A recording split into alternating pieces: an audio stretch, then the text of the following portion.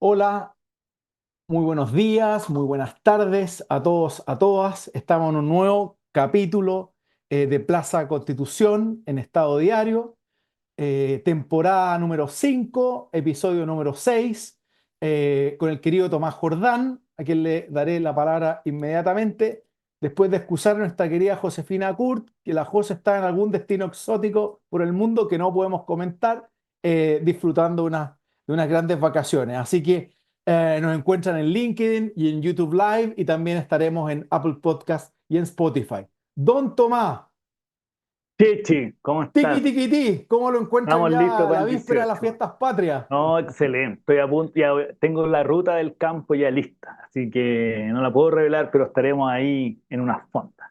Así que muy, Buenísimo. muy de la tradición linarense del cual vengo, del Chile profundo. Estaremos cerca, también en lugar ¿Vaya a no estar? Ah, revelable, bueno, muy bien, muy bien. Sí, para que no nos vayan a para que no buscar vayan ahí. a funar, Sí. no vayan a funar.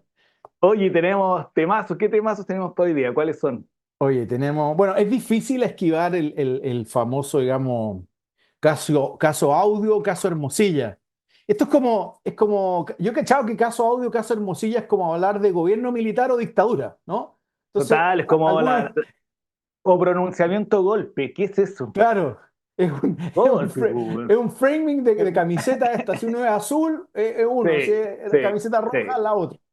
Oye, Caso en fin, el audio, caso es el. audio, caso Hermosilla, sus ramificaciones en todo el sistema institucional, porque en realidad eh, esto es algo que ya está lejos solamente de la cuestión inicial, que era el caso Facto, y las Sí. aristas, por así decirlo, económicas. Y hoy día en realidad el debate es más bien, como llaman algunos, las aristas política, guión, política institucional, especialmente centrado quizás en la Corte Suprema. ¿Cómo veis, Tomás, una entrada general al asunto? Luego empezamos a desgranarlo.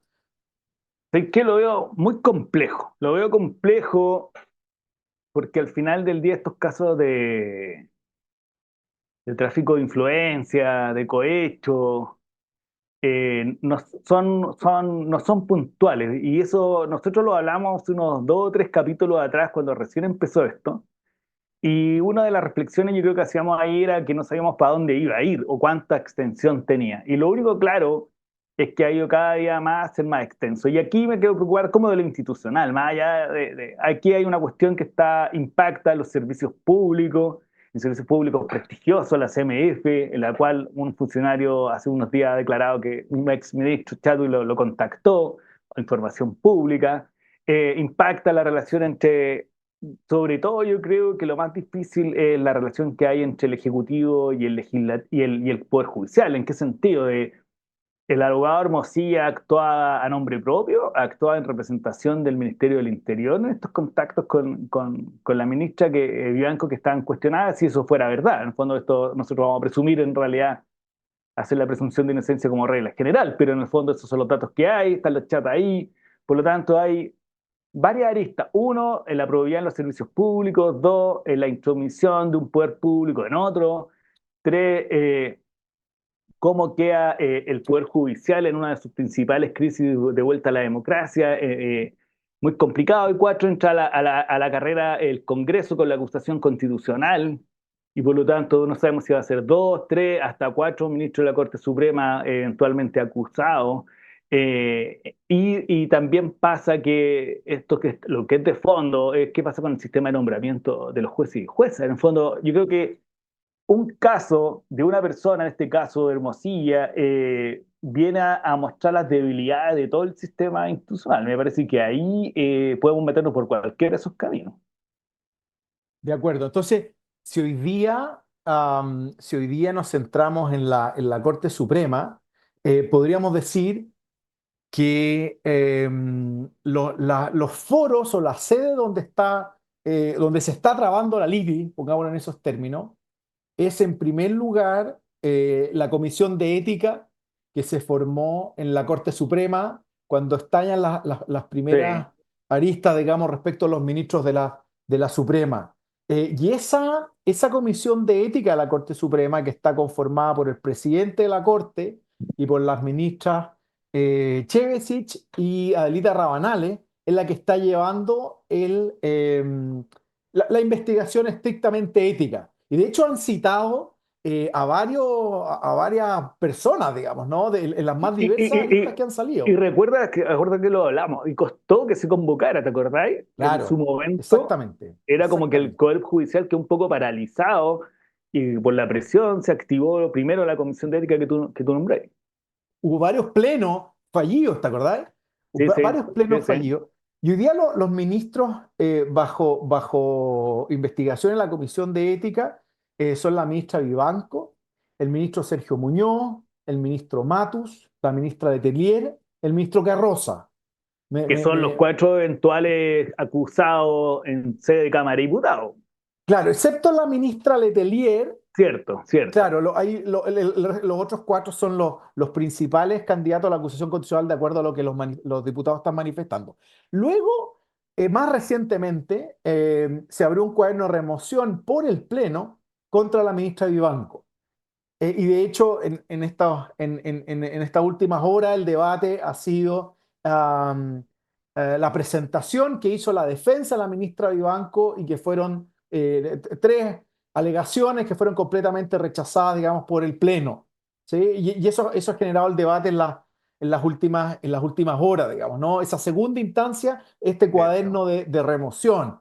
La Y defensa ya ha dado a entender que habiéndose rechazado íntegramente sus peticiones, ellos entienden que en el fondo esto es básicamente un anticipo de una condena anticipada, se habla algo así como una remoción express, digamos, ¿no? Así que en el fondo eso es una, y le dieron a la ministra Ivanco 20 días para evacuar los descargos. en Después, términos sencillos, perdón, igual, perdona, te voy interrumpiendo, por supuesto, remoción, el camino, aunque sea obvio, pero para que no nos escuchan, es la salida de la ministra, es decir, es exactamente. culpable o no culpable, por llamarle de alguna manera, se remueve o no se remueve. Y por lo Exactamente. tanto, la mayoría de los componentes, dice tanto la Constitución como la Acta 108, debe pronunciarse sobre eso. Quiero decir que no hay salida intermedia. Entonces, lo interesante de la actuación del Pleno de la Corte Suprema, y en particular el cuaderno de remoción, es que tenemos distintos mecanismos de salida que fija la Constitución, llamémoslo en genérico, mecanismos de salida, porque intervienen muchos actores y autoridades autorizados por la Constitución, valga la redundancia, para intervenir respecto de los ministros de la Corte Suprema. Entonces tenemos la acusación constitucional, por un lado, que pueden iniciar los diputados y luego el Senado como jurado. Por otro lado, las atribuciones del presidente de la República y luego actuar el Pleno. Hay un dos segundos que es importante, porque tú lo acabas de decir, era raro ayer o antes de ayer escuchar que el presidente podía intervenir y está facultado constitucionalmente. Tiene una atribución genérica de velar por la conducta de los jueces y que se ejecuta en esta posibilidad de pedir la remoción, que el acta 108 que regula la remoción lo señala expresamente a partir del tribunal, porque habían ciertas interpretaciones de algunas personas como que el presidente no podía pedir la remoción, pero el acta 108 lo dice expresamente. De acuerdo. Entonces es interesante, la Constitución entrega varios mecanismos de clásico peso y contrapeso, digamos, ¿no? Vinculado a la separación de funciones, o como decía el federalista, darle armas institucionales, espada y escudo a los actores Así es. institucionales, y aquí estamos viendo más bien el uso de las armas, digamos, ¿no? Espada, Las espada, pero espadas, y la ministra con el espadas. escudo. Exactamente. Oye, Tomás, y luego, bueno, y es creciente, digamos, con el correr de la semana, que además el Ministerio Público está comenzando investigaciones penales respecto de varios ministros Sí. de la Suprema también. Entonces, o sea, lo mismo, digamos, ¿no? El último que nos hemos enterado es la posibilidad de una investigación al ministro Carroza en sede del Ministerio Público, digamos, ¿no? Y el cuarto, que ya anunciamos, el cuarto foro donde se está trabajando la LITI, que puede ser la más interesante también, y aquí los constitucionalistas podemos quizás dar algunas luces a los que nos están escuchando, es la acusación constitucional. ¿Cómo estáis viendo el debate de la acusación constitucional a los ministros de la Corte? Sí. A ver, yo creo que lo decía hace un segundo, pero la remoción y la acusación, curiosamente, son procedimientos diferentes con naturaleza distinta porque la remoción es disciplinario y la acusación constitucional es una facultad jurídica política que tiene la Cámara para presentarla, declarar su lugar o no, y el Senado falla como jurado, por lo tanto tiene esta doble naturaleza que busca evitar el abuso del poder, que es diferente a lo disciplinario, que curiosamente traen el mismo resultado, que es, como tú dices, la salida de la persona que es acusada. ¿Cómo lo veo yo? Mira, yo creo que pega en el punto, en uno de los puntos de flotación del sistema constitucional. ¿En qué sentido? Una de las críticas que se venía haciendo al sistema de nombramiento era esta especie de cuoteo o de equilibrios, como llaman, de sensibilidades, pero la acusación eventualmente puede terminar en la misma vuelta. Es decir, que ministro o ministra de ciertas sensibilidades o visiones políticas o jurídicas termina al final equilibrándose en sede parlamentaria para efectos de que ninguno de las grandes fuerzas salga dañada, cosa que me parece que al final es la repetición de lo mismo, por decirlo de alguna manera. Ahora, si eso va a traer como resultado que se examine el sistema de nombramiento de ministro o ministra de la Corte Suprema, eventualmente otros poderes públicos, empezando en el Tribunal Constitucional o en el mismo Ministerio Público, es el efecto de las grandes crisis. Aquí tenemos cambios institucionales cuando hay crisis complejas.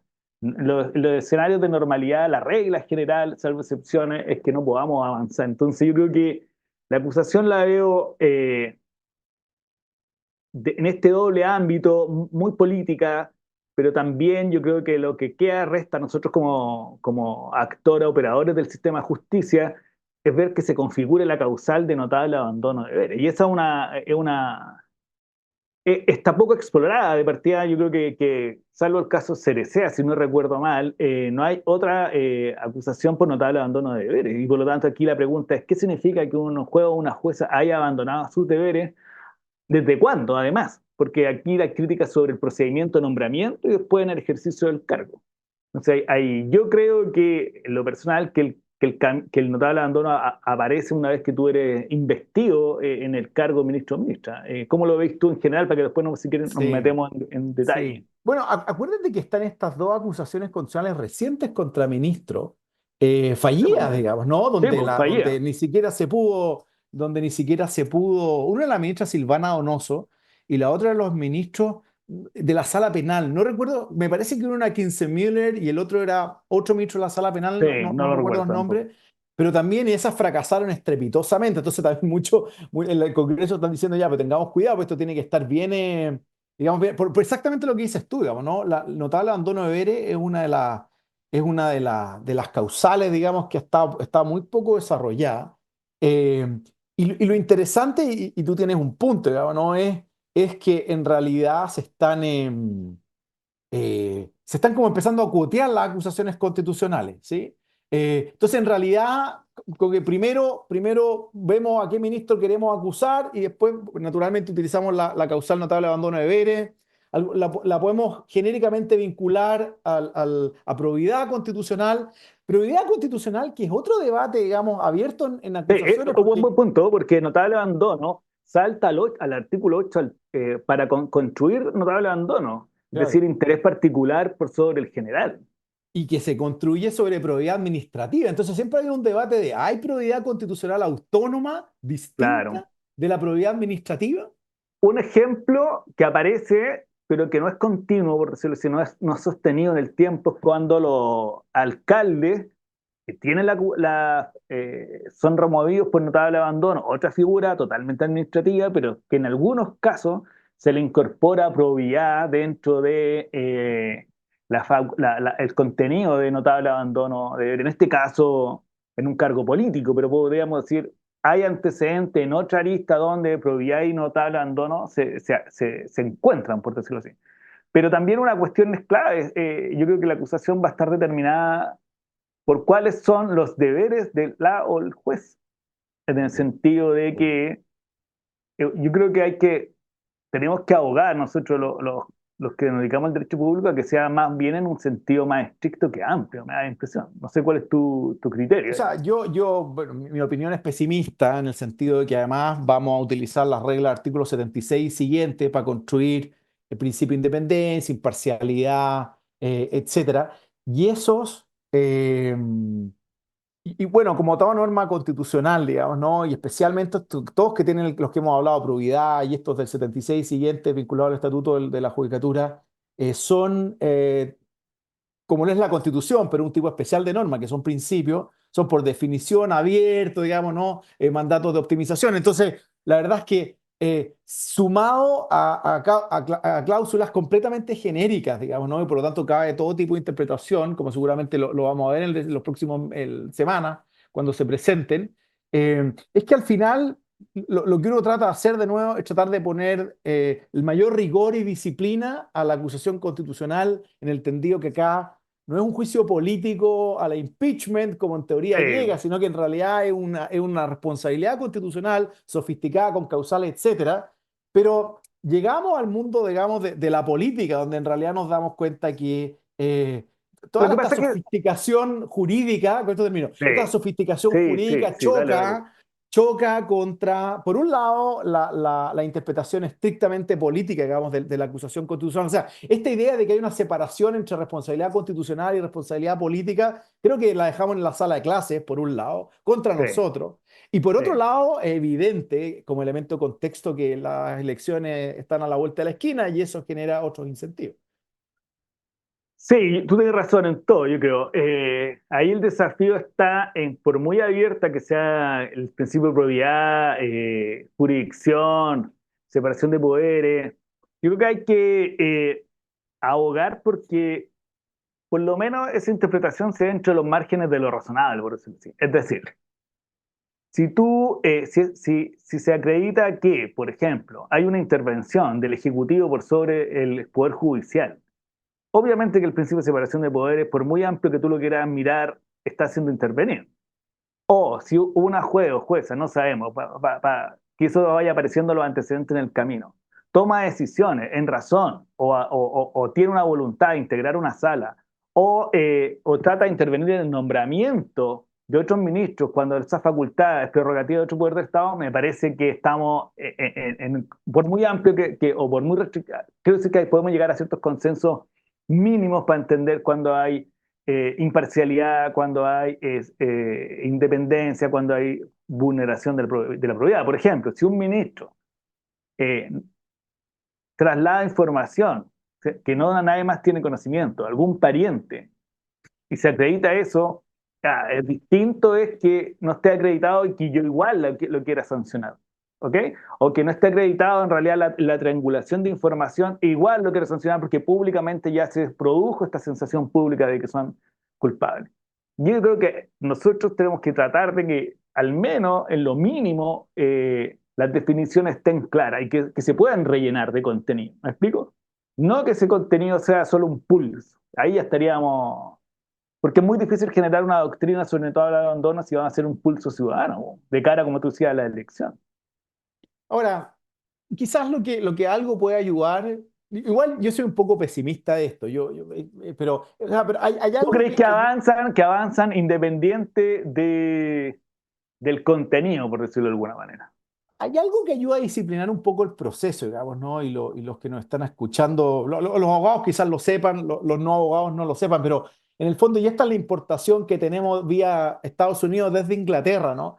Sí, sí, Que es la estructura de juicio que tiene algo que tiene de juicio y que en teoría está pensado con garantías de debido proceso, en el sentido que al acusado constitucional tiene ciertas garantías de debido proceso de asistencia con abogado, hay ciertas sí. posibilidades de presentar, digamos, sus argumentaciones. En algún sentido hay bilateralidad de la audiencia, digamos, no es probatorio en sentido estricto, no es un juicio, pero tiene varias garantías que son importantes y que permiten, está la cuestión previa. Entonces, digamos, hay que tomárselo en serio, esto no es pura chacota y ahí tanto los acusadores como los que presentan la acusación, después si prospera hacia el Senado, los diputados que la presenten, en el caso ante el Senado, si fue a lugar en la Cámara de Diputados, como la defensa, su argumentación tiene que ser, digamos, permite que esto se discipline un poco más, Es pero interesante eso, porque hasta cierto límite, digamos, ¿no? sí, sí, no, no, no, si no nos perdamos en eso. Esto es una acusación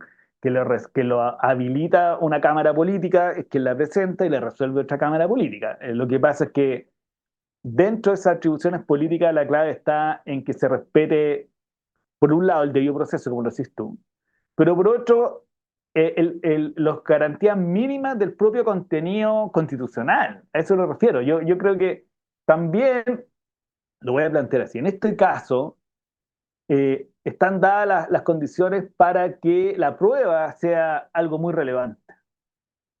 Es decir, nosotros no estamos apreciando si el juego de la jueza falló de una forma que a mí no me gustó, sino este caso y todos los casos pareciera ser están dados porque habrían hecho materiales que podemos reconstruir que darían cuenta de si hubo o no un abandono de esos deberes constitucionales y legales, que es guardar la independencia, la imparcialidad. Entonces, cuando hablamos de imparcialidad, si el juez o la jueza estuvo en condiciones de ser ajeno al contenido del debate, de los diputados y de las partes, hoy día los abogados, yo creo que voy a decir una cosa, yo no haría tanto énfasis que la imparcialidad tiene que ver solo con el estricto en la parte, pero no con el abogado, que son las defensas de los acusados. ¿Okay? ¿Por qué? Porque le está hablando en un código que al Congreso, en el arista constitucional que se viene, tampoco le puede hacer tanto sentido, porque la imparcialidad es la imparcialidad. Entonces, que sea ajeno a la discusión y que sea ajeno a los que están debatiendo ahí. ¿Qué quiero decir con eso? Que por muy política que sea, en estos casos, como se construye, es de prueba, por decirlo de alguna manera. Es muy claro o muy clave cómo se construye la prueba de la defensa y también de la Eh, acusación. Oye, además ¿Lo muy... veía así o Sí, distinto? no, no, y yo al comienzo pensé que iba a ser muy decisivo lo que dijera la Comisión de Ética, que era puro Sí, planteamiento, digamos, ético, digamos, ¿no? sí, Después se pasaban sí. digamos, después se pasarían la información al Pleno y el Pleno, Pero por ejemplo, podría tomar el camino de la remoción o procedimientos disciplinarios, que era otro mecanismo, digamos, ¿no? es Pero que es increíble cómo por lo mismo, los tiempos han avanzado de manera brutal. O sea, la opinión sí, sí, pública, las sí, redes sociales, están obligando a la Cámara de Diputados a actuar de manera mucho más expedita que simplemente esperar lo que diga la Comisión de Ética, que podría haber entregado sí. argumentos más contundentes, por hacer el símil de lo que son las interpelaciones parlamentarias, ¿no? Oye, una interpelación parlamentaria, tenemos información suficiente, el ministro de Estado no lo hizo bien, acusación constitucional. Acá uno podría decir, mira, yo creo que los diputados van a esperar lo que diga la Comisión de Ética. Nada de eso pasó, No, esto nada, es no. una avalancha. Además, sí, es interesante eso, porque eso nos habla, por el tecnicismo lo que no escuchan, pero de la diferencia de naturaleza, porque la Comisión de Ética va a tener que sostenerse en deberes de actuación, que es distinto al notable abandono de deberes, porque la Comisión de Ética tiene que velar por el correcto comportamiento moral, por decirlo de alguna, como son los comités de ética de los gremios, que no son estrictamente el cumplimiento de los objetivos legales específicos, de Claro, abrir claro. todos los días el despacho, de asistencia, me explico que son Que deberes son muy estándares. concretos, que son estándares, ¿cachai? La remoción tiene que ver con los 6 puntos específicos de casos concretos en lo cual la ministra tiene que responder. Y en el otro lado, en el Congreso, tiene que ver con cómo construye la idea de notable abandono el Congreso. Por lo tanto, curiosamente, un caso, unos mismos hechos tienen tres entradas totalmente diferentes que podrían concluir exactamente lo mismo. Muy curioso. O, teóricamente, yo creo que no va a pasar, podrían concluir cosas diferentes. Oye, Tomás, déjame plantearte un último tema, porque ya nos agarra el tiempo ¿Cuánto y, tiempo y- llevamos? y yo creo que ya estamos casi terminando, pero una ¿En última, serio? una última pregunta. Puta, Así ya. que Sí, sí. eh, dejemos, digamos, porque hay un gran debate del debate del sistema de nombramiento, modificación, las reformas constitucionales, pero yo creo que eso Que es la todavía es algo. ventana de oportunidad que está ahí, que capaz que muera en el camino, pero ahí está. Pero hoy día se ve eso en términos en serio, se ve completamente lejano, por más que se está tratando de instalar esa agenda. El Ministerio de Justicia anunció un proyecto Sí, en sí. octubre, pero hoy día se ve eso un poco. Pero yo quiero preguntarte Ahora, sobre otro. perdona, 2 segundos, 2 segundos. Sí, Octubre, la primera 2 semanas de octubre, donde se va a resolver todo esto. bueno. hoy no lo sé, digamos, no lo sabemos, Puta, ya estoy pero, demasiado como con pero certidumbres. por lo menos, si efectivamente se presenta el 23 de septiembre, como se ha anunciado, o esa semana a la vuelta de Fiestas Patrias, las acusaciones constitucionales, tú tenés razón que ya va a haber algo de esto, pero yo creo que en medio de la acusación constitucional, a la espera del fallo del Senado, tratar de caer con un nuevo sistema de nombramiento, no lo sé. Pero hay otro tema que se ha levantado hoy día, Tomás, y que también se le ha formulado críticamente al ministro de Justicia, que el problema siguiente es que el ministro de Justicia está, el Ejecutivo en el fondo, ¿no? Está insistiendo en el nombramiento de estos dos ministros de la Corte Suprema que presentó, Sí, eh, las ministras en realidad que presentó, sí, y está operando la regla default del 53.5 de que en el fondo si el Senado no se pronuncia en 30 días desde que se solicita la urgencia, se entiende el asentimiento, me parece que es que asiente sí. el Senado. Y se ha generado una discusión. Yo entiendo la posición del ministro de Justicia porque en realidad ya no, hoy día no tenemos 21 ministros titulares. Estamos en, me parece, en 17. Si aquí hay Sí, ya una ministra suspendida, solo la tercera sala ya estaba, habían 560 y tantos fallos pendientes. Entonces, yo entiendo la preocupación del Ejecutivo de que obviamente no se puede despoblar la Corte Suprema, eso es un problema de ministros titulares, pero por otro lado es verdad también que es sensato tener un debate sobre no apuremos los nombramientos porque en realidad no sabemos qué ministros qué vacantes vamos a tener, cuál es el sistema de nombramiento que vamos a tener, y hay un equilibrio re complejo, digamos, ¿no? Y está esta idea de la regla default que a mí me parece que puede generar incentivo para que el Senado rechace dos buenas nominaciones, digamos, ¿no? O sea, si va a operar esta sí. idea de que en el fondo, si nos obligan a votar antes del 3 de octubre, nuestra opinión va a ser rechazo, simplemente por la prudencia del tiempo, yo creo que ahí hay un equilibrio bien, y este tic-tac va a estar permanentemente como por el lado, ¿no? Bueno, ¿cuál es este equilibrio? ¿Cuántos ministros titulares? ¿Qué va a pasar con la Corte Suprema? ¿Es sensato nombrar a estas dos ministras más el fiscal judicial de la Corte Suprema? ¿Cómo A ver, yo veías ese creo que tema? sí, yo creo que sí. A ver, voy a ser más realista en eso. Yo creo que sería un error del gobierno acelerar el nombramiento de dos personas en plena de crisis del Poder Judicial, cuando una de las críticas que se hace muy profunda es al sistema de nombramiento.